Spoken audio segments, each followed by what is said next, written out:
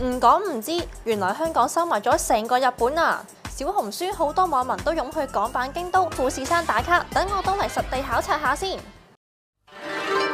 第一站先去有港版小京都稱號嘅大圍村，不過真係似京都，唔理啦，照打個卡先啦。落進 filter 都有少少似日本嘅，但係現實就……第二站去港版富士山鰂魚涌，聽講呢度嘅街道景觀同正中間嘅大山，同日本山梨縣有90%相似啊！相係有少少似，但感覺好似爭啲喎，到底叫唔叫服咗呢？